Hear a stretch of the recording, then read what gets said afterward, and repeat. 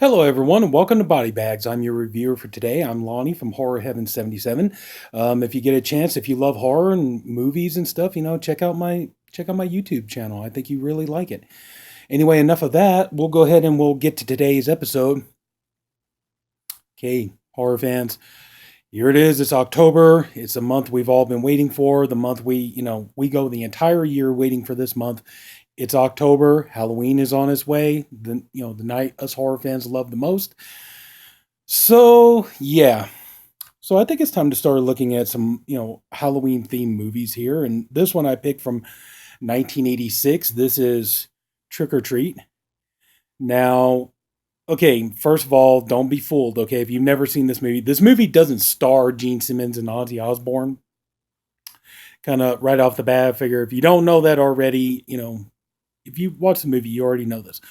But if you don't know that already, Ozzy Osbourne and Gene Simmons are not the stars of this movie. They actually just make cameos in the film.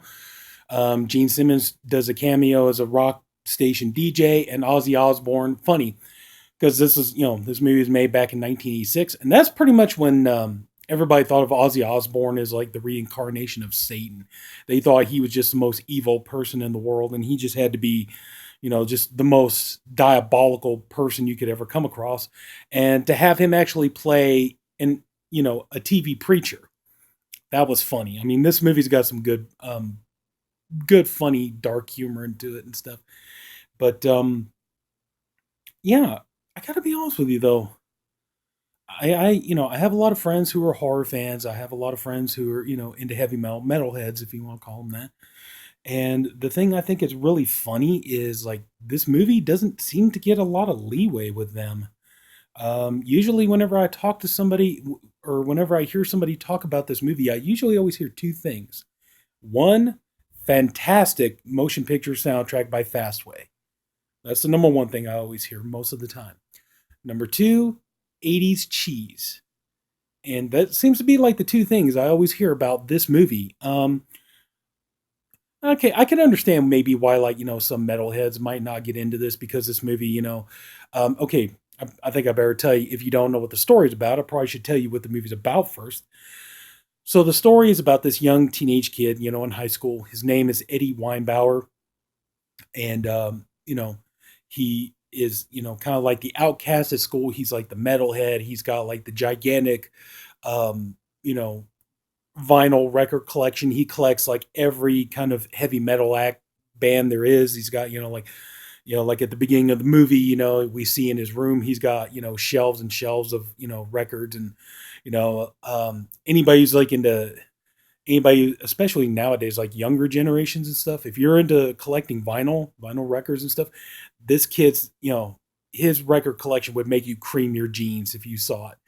But I mean, he's just got zillions of heavy metal records, everything you can think of. But we see in the opening montage of the movie, though, that he's the outcast kid at school. He's always getting picked on. He's always getting bullied by the preppy, douchey asshole, I guess jocks. Does anybody even still say jocks anymore? But jocks, stuff. And he's just kind of like, they're always like pulling pranks on him. Like at one point he's trying to drink his chocolate milk, and somebody poked a hole in his milk carton, so he gets milk all over his shirt. And like he's getting teased in the locker room. He gets thrown out of the locker room naked, and the girls are laughing. And it's like this was 1986, so they didn't have their cell phones and stuff, so they weren't like uploading this stuff to YouTube. They were, they had Polaroids, so the girls like taking Polaroid pictures of him, of his naked butt and everything else, and everybody's getting a laugh out of him. And we find out though in the opening scene of the movie that Eddie, even though he loves all the heavy metal bands and singers and everything else, his favorite singer of all time is the singer Sammy Kerr. And one of the things that he feels inspired by is that he lives in the same town that Sammy Kerr lived in. He's going to the same high school that Sammy Kerr went to, and found out that Sammy Kerr, and he got the same kind of wrath on him that Eddie is getting, and so he feels like he and Sammy Kerr are kind of kindred spirits. And so he's doing his laundry one day, and he finds out that Sammy Kerr died in a motel fire. So of course this destroys him, and he's upset, and he's really grieving and mourning. And I mean, he's grieving the way like when a parent loses a child, he's grieving like that. And so he goes to Gene Simmons' character, who is the radio DJ, and they're talking. And it turns out that Sammy Kerr actually made this final album. It's a demo record, and the idea was that the radio station, almost as if like Sammy knew he was going to die, he knew something was going to happen, and but so he gives the radio station the record, and so Gene Simmons turns around and gives it to his character Nuke gives it to Eddie, and so he's like, wait a minute, I thought you were gonna play on Halloween. He's like, yeah, I recorded on tape and stuff. So Eddie is just, he's thrilled, he got this, it's the only copy in the world, well, except for the tapes and stuff that are being made from it. But it's like, yeah, this is the last record and all this other kind of stuff, his last music and everything. So Eddie is just thrilled about this. Well, it turns out that there's this one girl at school who, she feels sympathy for Eddie, and she feels bad that the other kids are always picking on him. So she's trying to befriend him. She's trying to be nice to him. Her name is Leslie, and so she goes and she gives him the Polaroids that were taken of him when he was kicked out of the shower room and stuff, and they stole like some of his heavy metal tapes. She gives them back and everything. So she asks him, hey, you want to come to the pool party tonight? She's being friends with him. She's just trying to, be cool with him and stuff. And he's like, yeah, I'll go to the pool party and stuff. So she's like, okay, cool. Come on over and, we'll hang out, be friends and stuff. He's like, okay, sounds great to me. So he's happy, it's like, this, very pretty girl invited him to go, go to a party with him and stuff. So he's happy about that. And then he goes and, he gets, gets to the party, of course, the douchey assholes, there's one in particular, I think his name is Tim, like this guy just can't stand Eddie. He just really gets the heebie jeebies off of him and stuff. And so, so they decide, so they're telling him to get the hell out. And so, and so he's not fast enough moving out the door that they want him to. So they take weights and he's wearing a backpack. Eddie's wearing a backpack. So they shove these weights in this backpack and they throw him in the pool, and he's pretty much, he's going to drown until Leslie dives in and gets the backpack off of him and saves him. And so Eddie is now, I mean, he's pretty much, like, he's almost like Carrie White almost. I mean, he's pissed. He's furious. He's had enough of these kids picking on him, giving him a hard time. And Leslie is trying to explain to him that, she had nothing to do with it. She didn't. But he kind of has it in his mind that Leslie set him up to, get this happen to him. And she's like, no, I swear to God, I didn't do any of this. So he goes home and he starts playing this record and, starts, realizing there's something about this record. So he starts kind of like playing in reverse.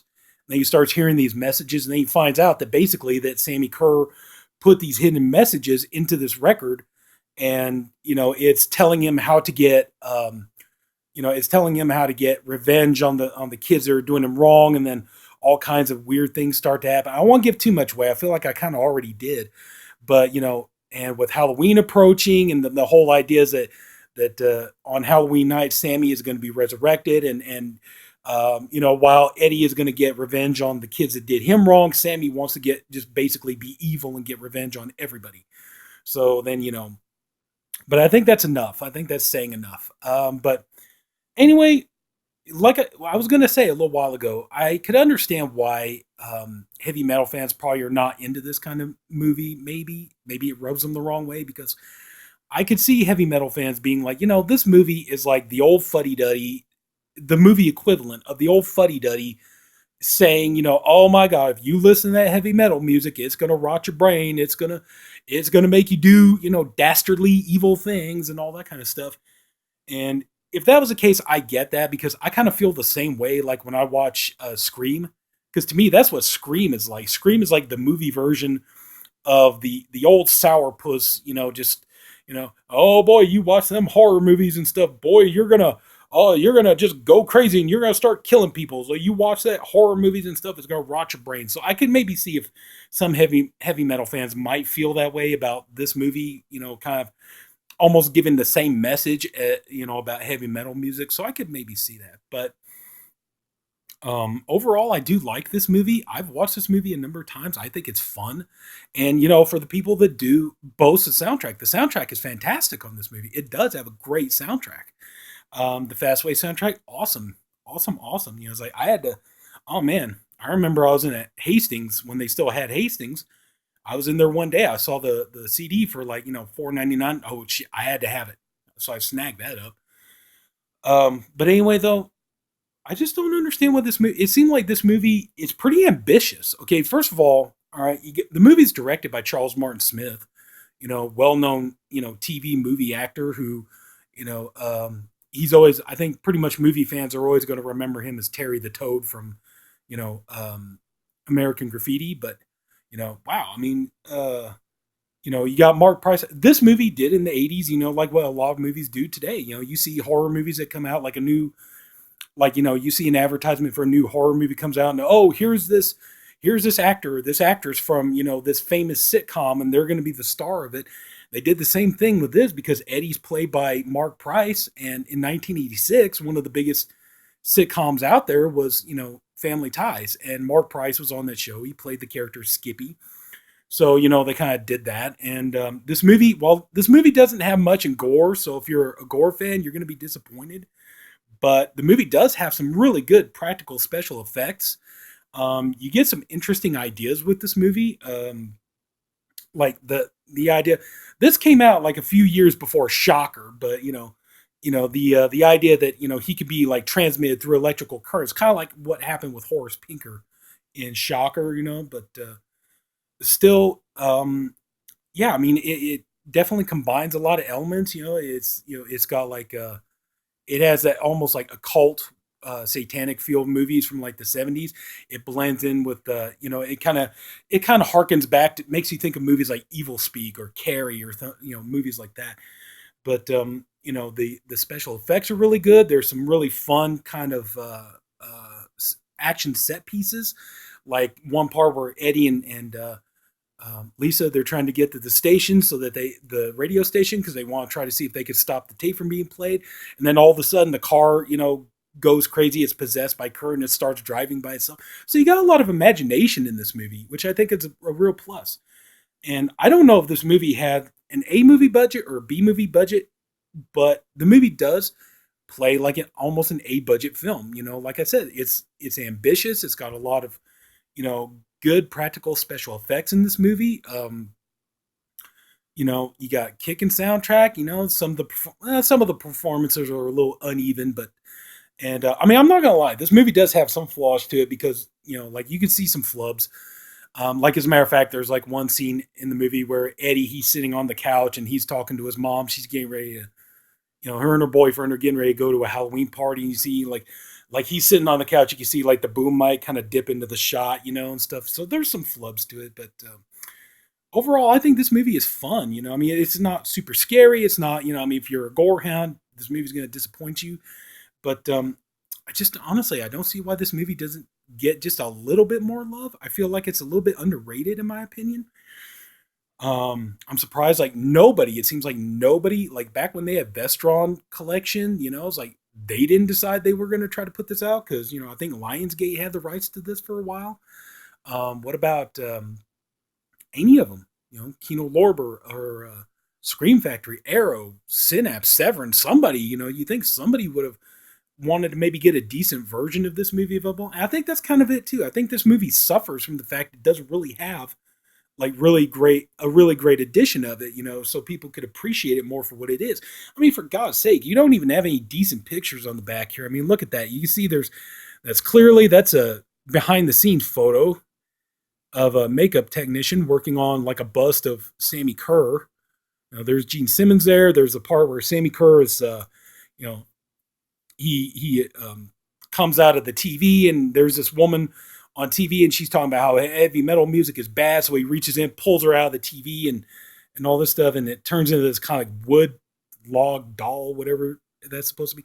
But then look at that though too. See, it's like, and I'm not even sure if that's even an effect for this movie. It kind of looks like something that was made for another movie. But I mean, that's the thing. I think maybe if this movie was given a decent release on Blu-ray, I think people might see this movie a little bit better light because, like I said, it is a good film and it's got some good humor in it.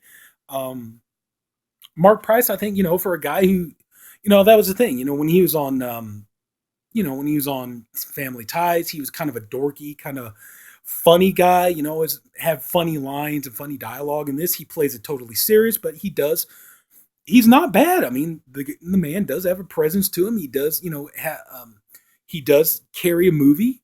He's got something to him. He's interesting to watch. The guys who play the douchey assholes, they do a really good job at it. Doug Savant, who plays the lead asshole, he's gone on to be in many, many movies and TV shows. I think he was on like Melrose Place or 90210. He was on one of those. He was in the Godzilla movie, the Roland Emmerich version. He's been in a lot of stuff.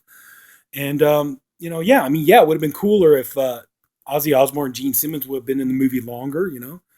The actor who played Sammy Kerr, he did a good job. He comes across, quite menacingly and stuff, and, has a good pose to him and everything else. So, yes, I mean, I don't understand. It just seems like this movie just kind of, I don't know, it fell by the wayside, but, so I actually recommend it. It's fun. It's a fun movie, and, it's an entertaining 90 minutes.